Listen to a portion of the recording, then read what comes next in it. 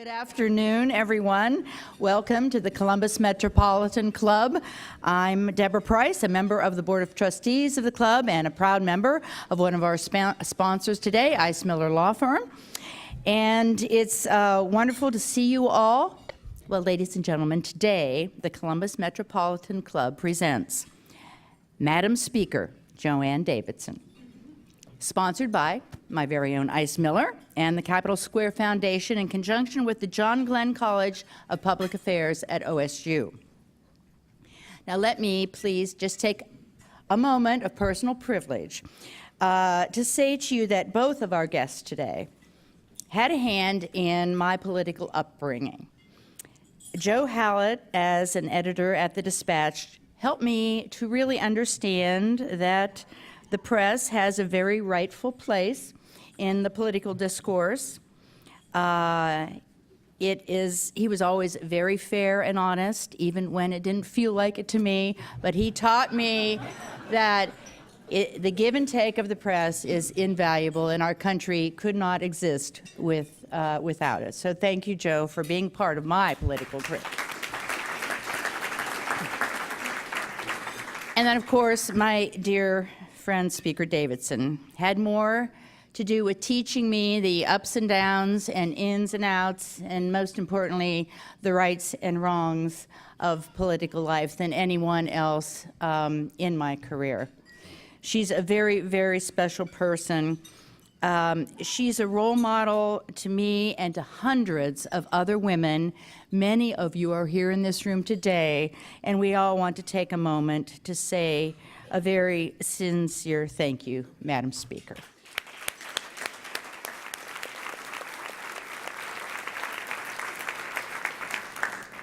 So many of our sponsors have associates here and friends, and we want to take one more time to thank them for allowing us to be here today. And then, without further ado, I'd like to welcome Trevor Brown, who is the Dean of the John Glenn College of Public Affairs, and he will introduce our forum. Thank you, folks. Dean?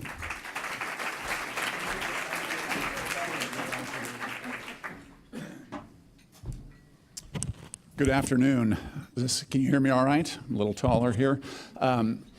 My name's Trevor Brown. I'm the Dean of the John Glenn College of Public Affairs, and it's a real privilege and honor to be with you here today. We're active members of the Columbus Metropolitan Club, and we're so pleased to sponsor this with Ice Miller and the Capitol Square Foundation. The Glenn College, and I speak on behalf of the Ohio State University, is a huge supporter of the CMC and its mission to create a forum for civil and public discourse.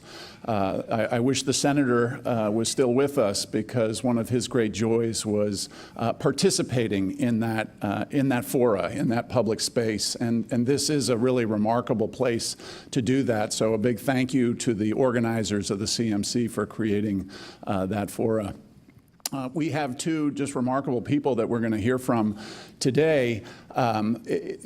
Politics and all things public needs participants, need people that dive in and take up the mantle for all of us as citizens to make those difficult choices. And I think we absolutely, as you've just heard from Deborah, have a model of that in Speaker Jo Ann Davidson. But it also needs people to help us understand it, make sense of it, and Joe Hallett has been a model of that in his role in a variety of newspapers across the state. He also plays, like all good journalists, that role of holding good people like Jo Ann to account. And we need to remember in this era that there is a worthy role for both the players and the observers and critiquers of the players. So I know that we're in store for a really dynamic and engaging and thoughtful conversation. So please join me in welcoming our two honored guests. The first female Speaker of the House, Jo Ann Davidson, and former Dispatch reporter Joe Hallett.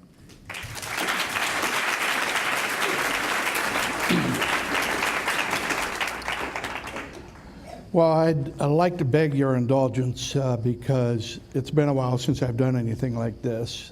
In fact, I rarely shave anymore and often don't get out of shorts, t-shirts, or sandals, so this tie is pretty stifling.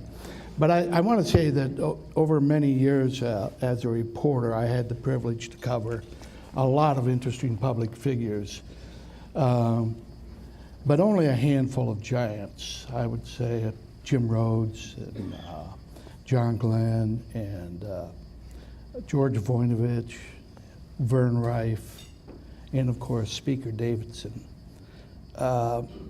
As still the first and only female Speaker of the Ohio House, and as a former co-chair of the Republican National Committee, many consider her the most influential woman in the history of Ohio politics.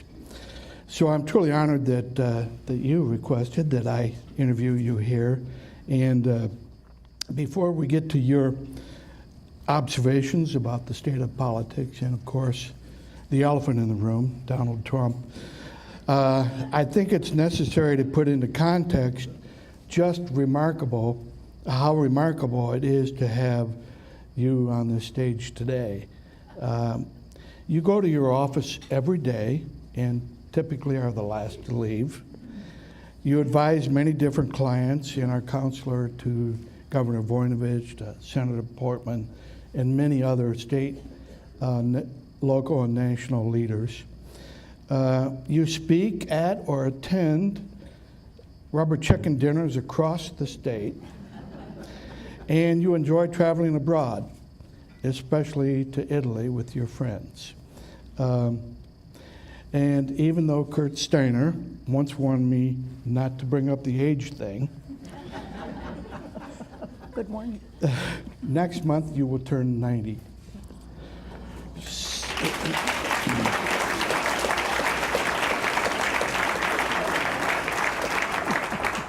So what keeps you going at such a hectic pace? Maybe it's the competitiveness of being involved in the political system. I always explain that competitive urge here growing up with 3 older brothers. So those of you that have done that, the women in the room will know what I mean.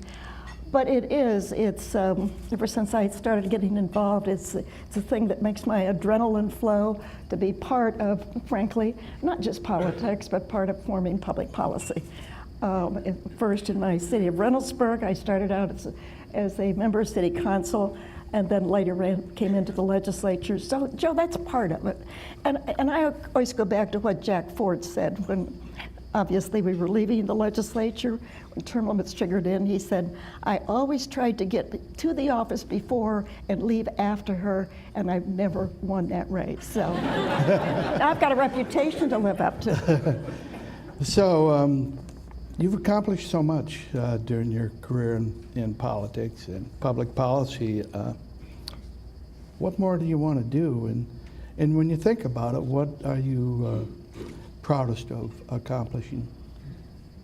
Well, what more do I want to do, I think, is try to play a role in bringing a little more collegiality to the debate on public policy, more of a willingness to work across party lines in that situation. And as many of you in the room know, my long-term goal is also to have more women serving in public office or in some way participating in the discussion of public policy.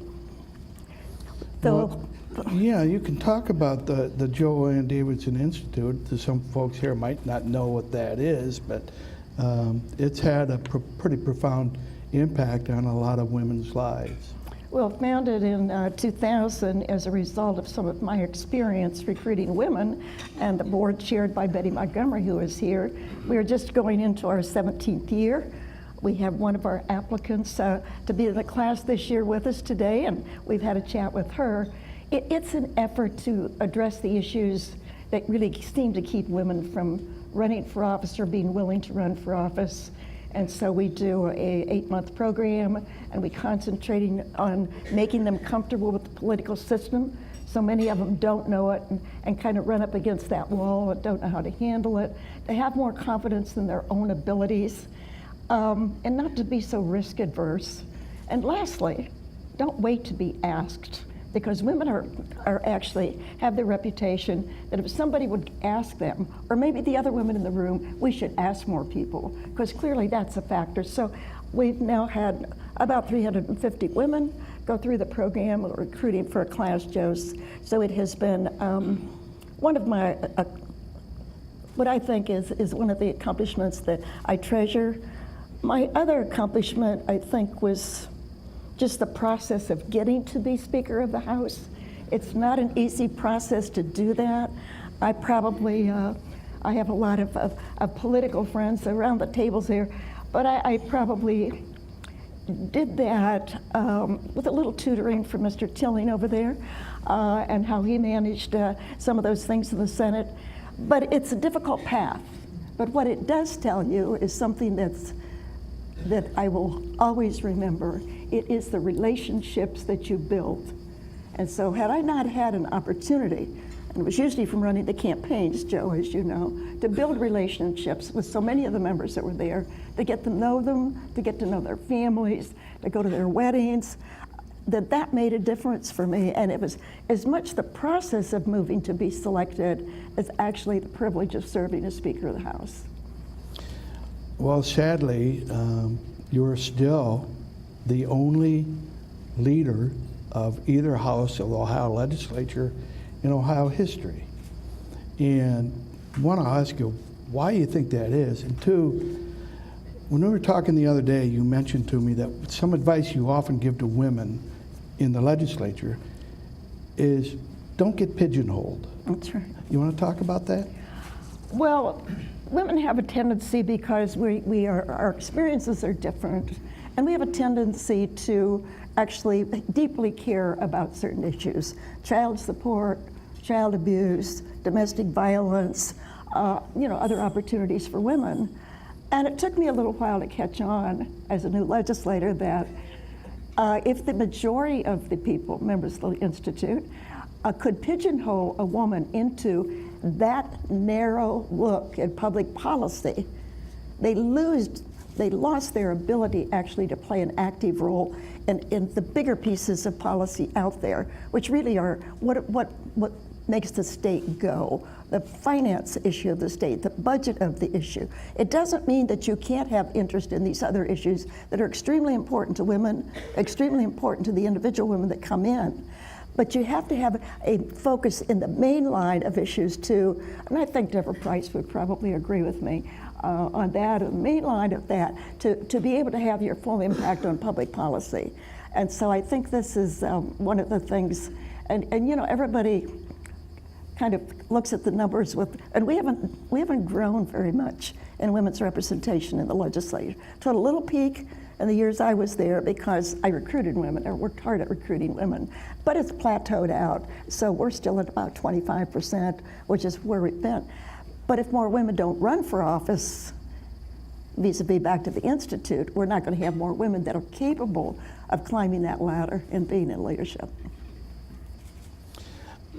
You were the first president of the Ohio Casino Control Commission, and in fact, you shepherded it into existence.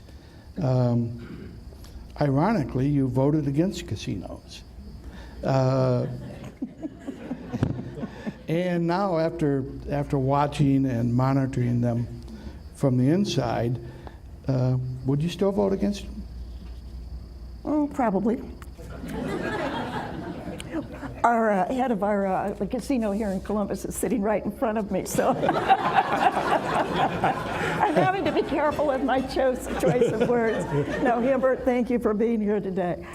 It was, I think some of the concerns about casinos and their involvement with gangs and things of that sort is just not true. There's too much money involved. They can't take that risk, and they don't take that risk. So I have a different feeling about casinos, but it's the addiction issue, the gambling addiction issue, and much of the good advice I received from around the country when we were setting up the Ohio Casino Control Commission was to make that a priority And I'm pleased to say, I think for the second or third year in a row, our prevention program in Ohio on gambling has been, together with Racing Commission, together with the lottery, has won the outstanding award in the country for the program that we have. So that's kind of my objections on that. But it was a learning experience for me to take and start up an agency that had no money, no staff, and no rent.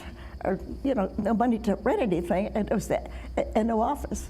So I made that public statement one time, probably in your paper, and many of you know that the current budget director of Ohio, Tim Keene, he took a little offense about me saying that. He used to work with me, but it was true. We didn't have anything. So you had 7 members of the commission that had gotten confirmed. The first commission appointees, remember, did not get confirmed. And so we were wandering around there. My assistant, Linda Dodson, is here. So for a while, the staff of the commission was Linda and myself. So we found the room to meet. We did the agendas. We invited people in. But it was a great experience to start there, because I'm a firm believer that if you start something new like this on a really strong foundation, you will be able to keep it there. If you started, not in that situation, I have wonderful staff over there. I think everyone would even agree with that. Matt Schuler, who is our executive director.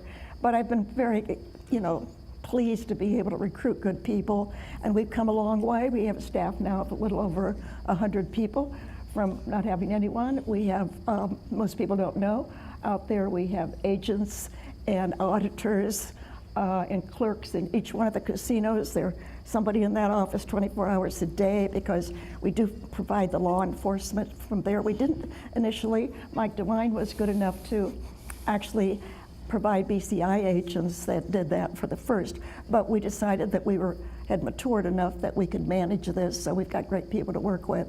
And it has been a learning experience for me to be able to do that. Did we make some mistakes at the beginning? Yes. Do I think we made mistakes in the major areas, like the rules we developed? No, I think we adhered to that. And I would say to the legislature that gets a lot of criticism on a lot of things, they created a very good piece of legislation that is our guide. So I hope that the feeling around Ohio is that they're being properly regulated, and obviously they're contributing money to the schools and to our counties and to our cities, and they're providing for people that don't become addicted some entertainment that I think that they enjoy doing. And so, Hibbert, I'm not going to be all negative about this thing. Over your many years of involvement, how has politics changed? Well, it's getting to the fundamental of politics, which quite frankly, to me, comes down to actually running for office and electing the right people, that type of thing. Where politics has changed so much through the years has really been, what are the techniques of running a good campaign? A lot of people that haven't run a campaign for a while, when you get into it again, your eyes are open on how much more technical ability that you have to analyze the voters, to determine, where your votes are, to be able to deliver the messages to them in the right way. That's a whole different world.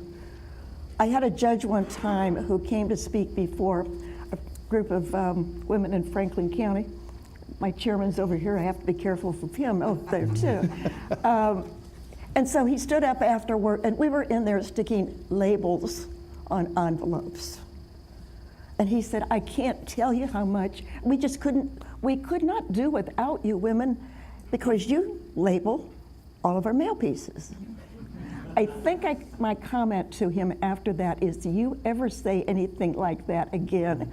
You're not speaking before any group that I'm in charge of anyway, because that typically was how it was back then. But it's different than that now. As far as the recruitment of candidates and how candidates are chosen, there's not a whole lot of difference in that. It's still the structure at the county level, it's a structure at the state level, it's a structure in the political parties, it's a structure obviously in DC. in my 4 years at Republican National Committee were also a great learning experience for me.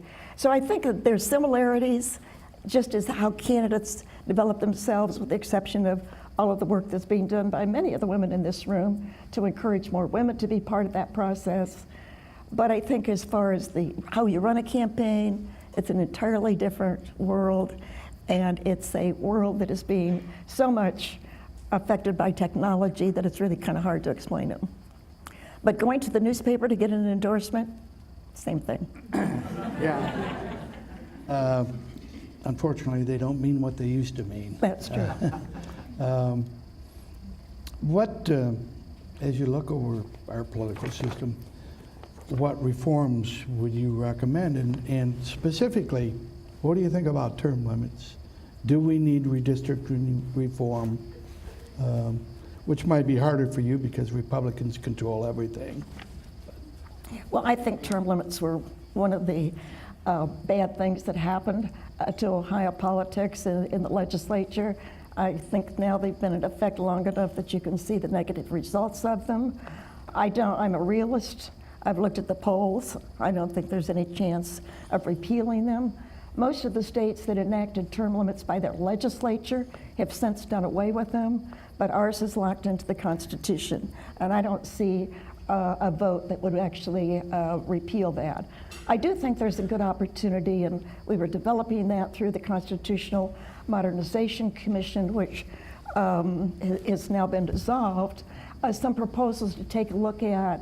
I think where we were coming down was the fact of trying to extend it from 8 to 12 years, which would make a difference, which would give people still the opportunity to sit on the back bench when they're first elected and get to know the system before they jump right into the middle of things and feel that urgency to introduce bills and to do this and to do that. And so I don't know, former Representative Beatty is here, whether he agrees with me or not, but we did make some recommendations out of our subcommittee. The commission did not take them up.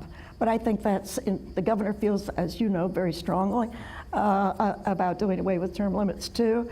Governor Voinovich felt very strongly about doing away with term limits. So and I may have misquoted Governor Kasich. He feels very strongly about the redistricting issue, but we've already handled that for the legislature, and you'll see that go and play for the next election to the legislature, but it's not been done yet for congressional districts. So I think there's a hope there.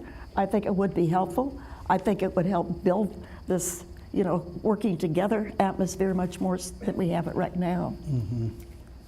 Yeah, I agree with you on term limits, even though when I was a reporter, Statehouse reporter at the Blade, I wrote columns saying they were necessary, and after watching them work, or more appropriately not work, I'm against them. I can think of no other endeavor where we do not value experience. I know, I agree.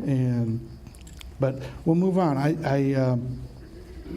You're a close confidant of Governor Kasich. He's out there. And do you think he'll take on Donald Trump in the Republican primary in 2020? And if not, what do you see next for him? I honestly don't have any idea whether he's thinking of doing that or whether he would do it. It was very obvious that he did not want to run for the U.S. Senate. I think he said, been there, done that, as far as the years that he spent as a member of Congress. But I think that he does rightfully have a great deal of pride in some of the things that he's been able to do as governor of Ohio that he thinks would be good for other states or other local communities or to be done at the national level. And I think he will continue to have a platform to speak out on some of those accomplishments, whether it, as much as Medicaid is, a very complicated issue. Ohio has done one of those remarkable jobs of actually handling Medicaid, and actually with the theory that we pay for results. We don't pay for procedures, we pay for results. And so I think we can stand on having a very high ranking. He obviously has strong feelings on health care because he's a governor on the front line. The people that are debating it at the national level, obviously most of them have never had that experience of having that responsibility in your own state on delivering the right kind of services. I thought there was a particularly good article in the paper this week that talked about what he had done and the program he has done to get people out of nursing homes who don't really need to be in nursing homes, send them to their own home, provide them for the services that they get there at probably a 50% less cost than what it would be if they would be in a nursing home. So I think he has that passion.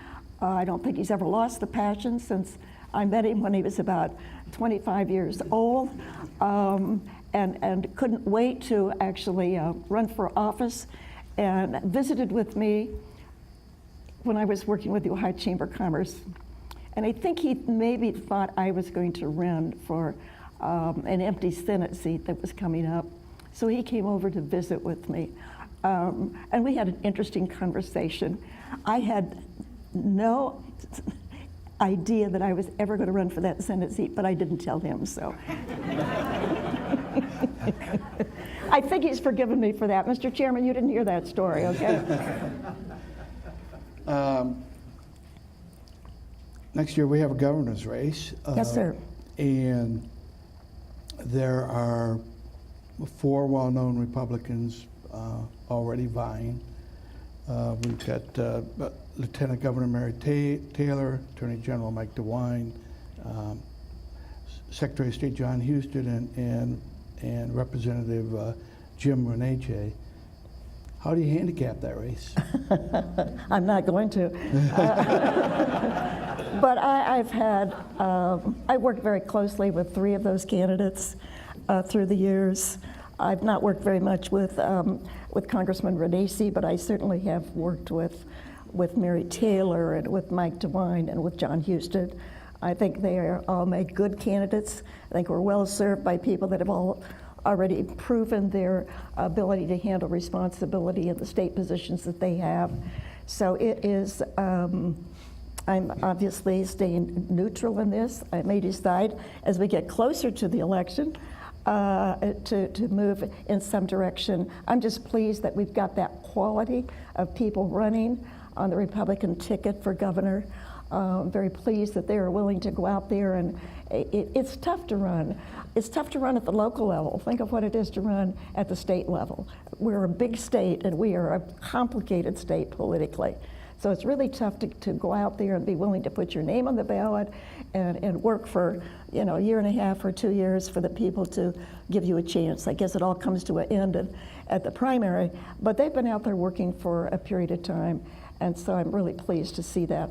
I think that the other thing, I think all of our candidates for governor are out there. I don't happen to think all of the candidates for the Democrats are necessarily out there with the rumor about Richard Cordray and his possibility of returning to Ohio. As you know, he was a former Attorney General, and he's been in D.C. with the consumer group.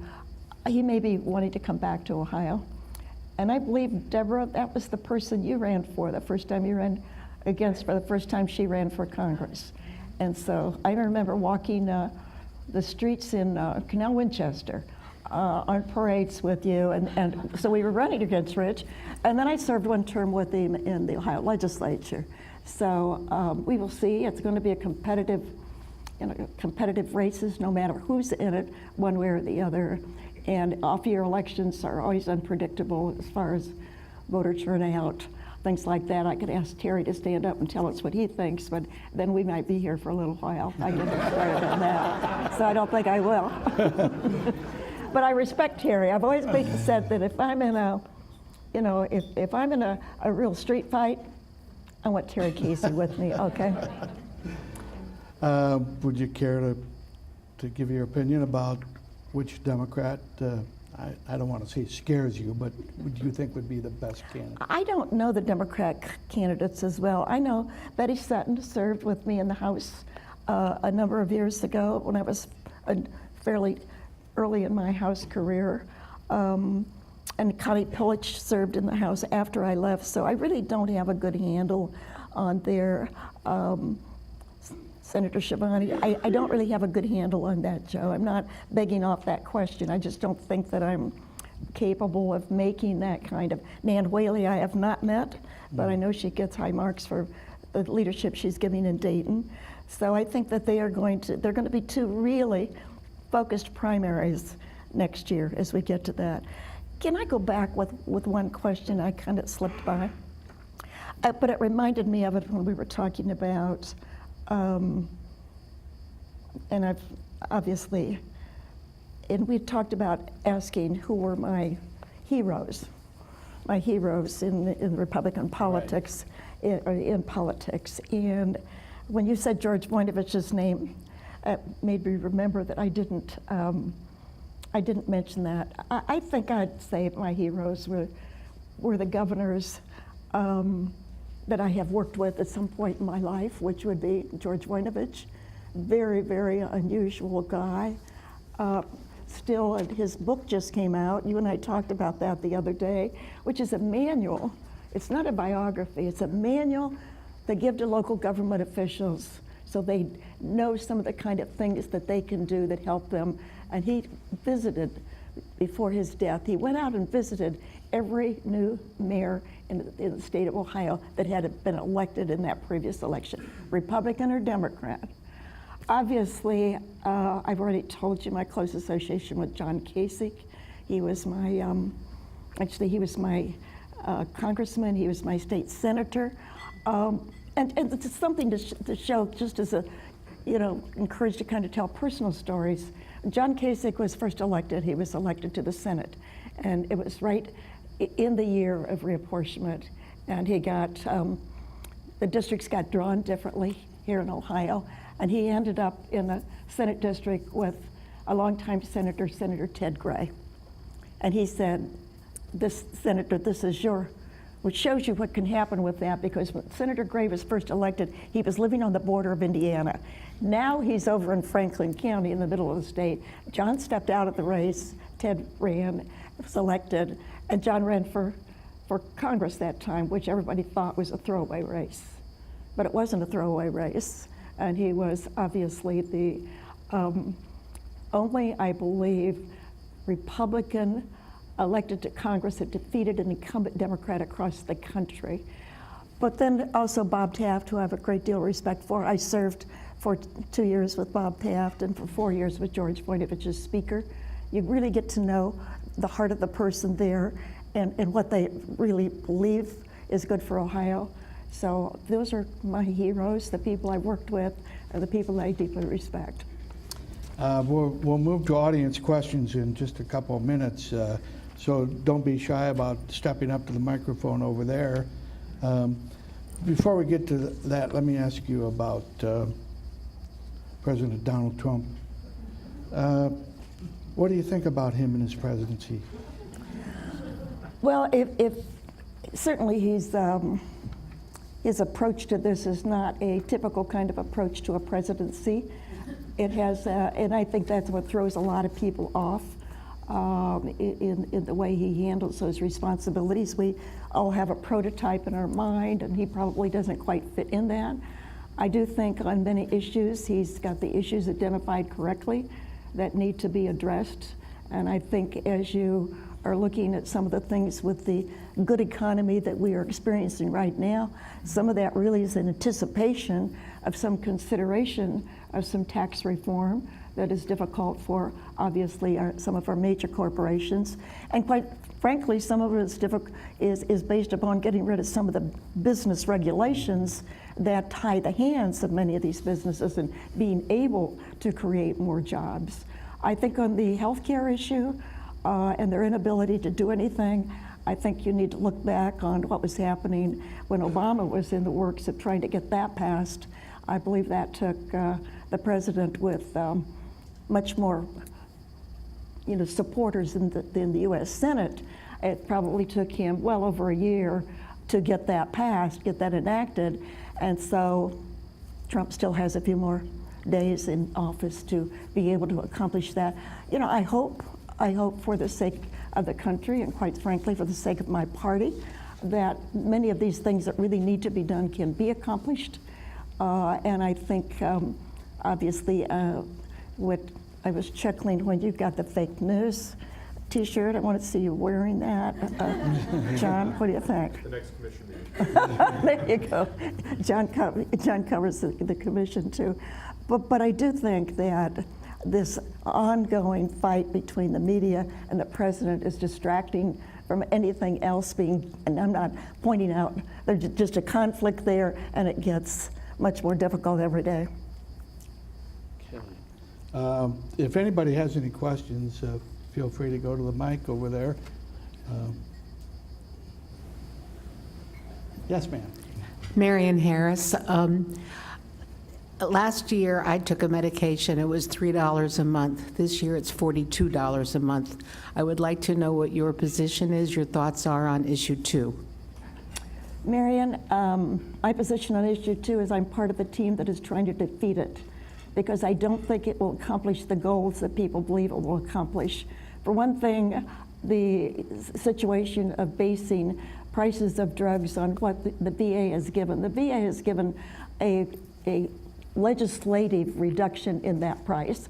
So there it could have just the opposite impact, because they're already getting a 24% reduction in the drugs that they fit. So taking that and then trying to use it as a basis of that, first of all, they don't publish it.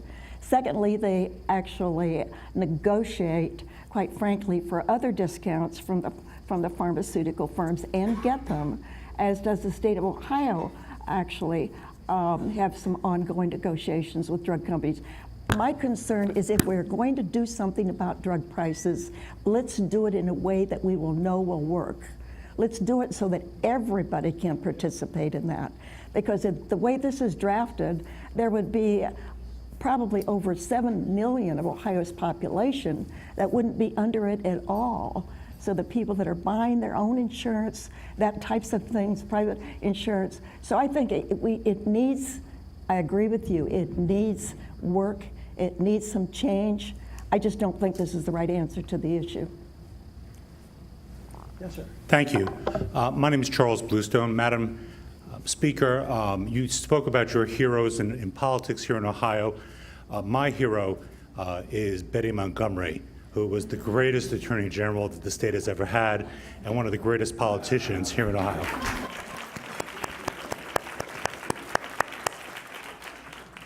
I have 2 quick questions for you, Madam Speaker. Talk about the role of money, particularly in light of Citizens United. At my law office, I receive phone calls every week from candidates and office holders asking for donations. I'd rather see them focusing on issues rather than campaign raising activities. And Mr. Hallett, talk about, if you would very briefly, the role of newspapers in the next decade, and where do you see that happening, if I may ask you? The role of money is important to somebody that's trying to sell themselves as a candidate to have a very important job of developing public policy.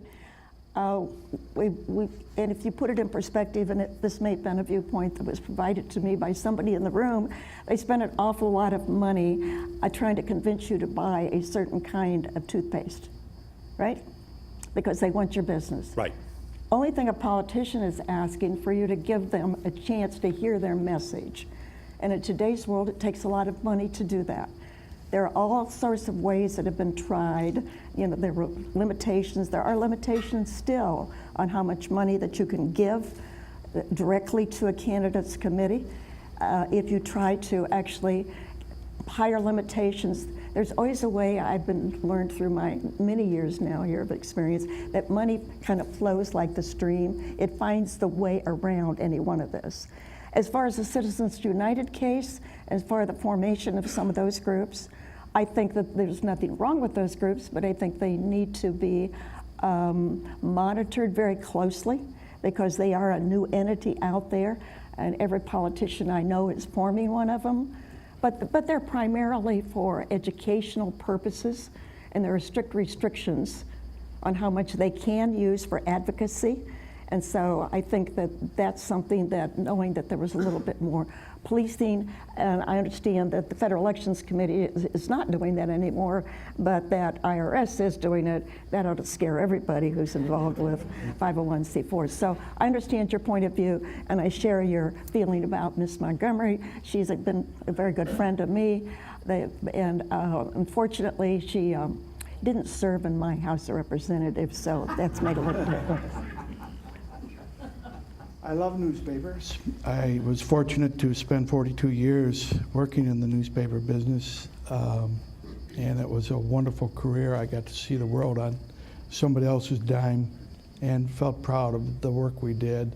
I am heartened now to see that the New York Times, since the election of President Trump, has gained 250,000 new subscribers. The Washington Post is well up there too.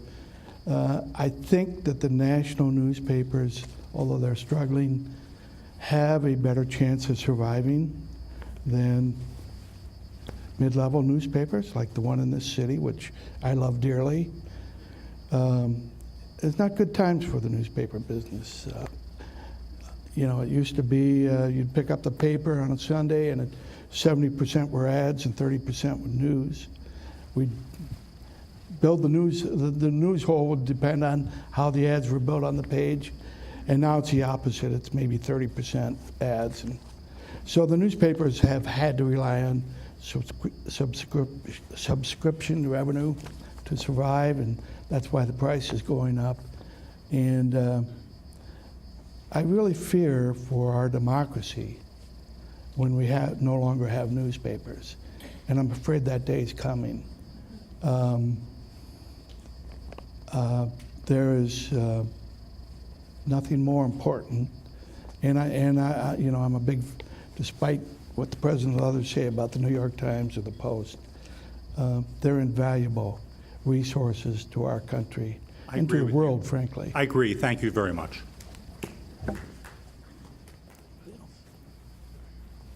Hello, Madam Speaker. My name is R.J. Richmond. It's always a pleasure to be in the presence of a great woman such as yourself. My question for you is, what's the best advice you have for a young man, not a woman, who wants to get started in Ohio politics, short of a sex change? Thank you. Well, man or woman, I'm glad to see young people stepping up and showing that they have an interest in being involved in the political system. And the best advice I have for you is to seek the advice of a few people who you know. They're most willing to sit down and talk with you, tell you a little bit about their personal story, but also to just get involved. And people will say to me, well, how do I get involved? I said, you just show up. Okay, if you show up for a candidate, and about the third time you show up, they'll ask you to chair their volunteers or chair their yard signs, or I mean, they will. So you kind of have to make your own way through it, but there are a number of people in this room who would sit down and talk with you. Otto certainly would, I would, Betty would, a lot of other people, Terry would, Jim Tilling would, lots of people here that were willing, and Deborah probably has done a lot of that herself. So we spend a lot of our time trying to encourage young people and trying to give them good advice, because sometimes the errors you make at the beginning follow you all the way through your political career. So it's important to not bump into some of those problems. So just give me a call. I'd be happy to talk to you.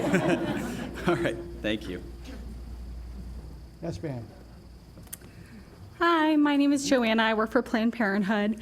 Perhaps piggybacking off a question from the moderator, what do you see as the primary barriers to more women running, and how do we address those barriers? Thank you. Well, the barriers that I've identified, frankly, is they don't have enough confidence in their own ability. They don't like to raise money and aren't particularly good at it. Now, they can go out and raise money for the cancer, efforts. They can raise money for the hospital they can do that. But when it comes to sitting across a desk from some CEO and asking for money for themselves, that comes difficult for them. But the more self-confidence they do. And I think the other thing, quite frankly, is risk adverse. They want to be, I recruited a woman gave it all I had, gave her a written proposal of what I'd do for her, and her final question to me was, if you can guarantee I'll get elected, I'll run. Well, there's no guarantee in life, so you have to take the risk if you truly believe that you want more women's voices in the, developing a public policy. Uh-oh, now I'm in real trouble. Madam Speaker, awfully good to see you again today. Good to see you. As I was sitting over there, I was trying to remember who beat me up the worst, you or Vern Rife, but and I think it was Vern. But no, in all seriousness, though, one of the key issues that I see right now is the lack of bipartisanship. And I remember serving under you, different party, but I also remember having some absolutely wonderful conversations with people like you and Jim Tilling, sometimes Betty when I could get her. And they were very valuable and they were substantive. Do you have any suggestions as to what we can do to kind of get back to bipartisanship? Because that's one of the huge divides that I see right now. Otto, I wish I knew the answer to that. I do think term limits has made it worse rather than making it better. I even think such things as the office space that are given to legislators are so different now that they're kind of isolated. Gosh, when I was a freshman, I was in the basement with about 30 other members in space that was probably enough for 10, and so we were forced to, but we were also close to the Democrats. I also think, quite frankly, that I never thought I'd say this publicly, but there's not a good watering hole downtown Columbus, Ohio. Okay? It's kind of this, because that's where they used to gather after committee meetings or after late session nights. I always tried to have a caucus before that happened because it was better to do that before they went to the watering hole. But anyway, they would always gather there, and that's where a lot of the relationships were built. And so, and I want to, I just have to say, when I said, no, I'm in trouble. When I was, when you're speaker, you can look out over the whole house so you can see every member. Whenever Otto Beatty stood up to go to the back of the room, I would have to call one of the pages up and say, tell Randy Gardner or tell Bill Batchelder to come here, because I knew what he was doing. He's a quick study, he reads a bill, he sees an opportunity to amend it, and he goes to the back to have the amendment prepared, and I have no idea what he's going to do. So, but I admired your ability to be able to do that, Otto, and I still do. Well, I appreciate that. But one of the things that I don't see now is you personally always had an open door policy and allowed us, us being the Democrats in the House when you were leader, to come in and talk to you about things and let you know our positions. Whether you agreed with it or not, at least you listened. And as I understand what's going on in Washington right now especially, that just doesn't happen. Now, maybe I'm a little prejudiced because of my wife, but that just doesn't happen anymore. And as I travel around this state on business, I see a real divide in this state that really concerns me. And I hope that we can get back to having bipartisan discussions to work on issues in this state. So many of us around the state appreciate your open door policies that you always had. So thanks a million. We just have to remember that Republicans don't have all of the good ideas. Democrats don't have all of the good ideas, but when we can come together, maybe we really have a good idea. And Otto, I think I'm going to put some of the pressure on Trevor Brown over here, because he's going to be developing a new leadership institute for lawmakers, and maybe to help them to understand the value of doing that, frankly, before they get too embedded in the partisanship down there, because we miss it. There's no question about that. And so I'd like to see a lot of it return. And like you, we've got to look for ways for that to happen. So Trevor, not to pressure you or anything, but we're going to look to you to help us on that. You both serve as great role models. Thank you. Carol, you get the last word. Okay. Madam Speaker, over the years, you've given much good advice. Many people have listened to your advice and counsel. You're a good communicator. You've talked about communications. What advice would you give the White House about government by tweet? That is a little out of my pay level, my pay range on that one, because I think, first of all, they've got to get, and I hope the new chief of staff is able to, get more unanimity in that. There's just too much. It's hard enough to be the president of this country without having all of that other confusion around you. I'm hoping that they'll work towards having that under control, and I think there's some good signs on that happening, Carol. I think it would be good for everybody if that were the case. Well, thank you all. I hope you enjoyed today's forum as much as I did. And we continue to converse over cookies and coffee as you exit. You can view today's forum and share it with others on CTV Columbus Television, on WOSU and the PBS affiliate statewide through the Ohio channel, and anytime on CMC's website via YouTube. So let's thank again all our sponsors, Ice Miller, the Capitol Square Foundation in cooperation with the John Glenn College of Public Affairs, and our speakers, Joe Hallett and Jo Ann Davidson. And thanks all of you for being here. We look forward to seeing you next week and every Wednesday. You have to eat somewhere. Make it the Metropolitan Club of Columbus. Thank you all.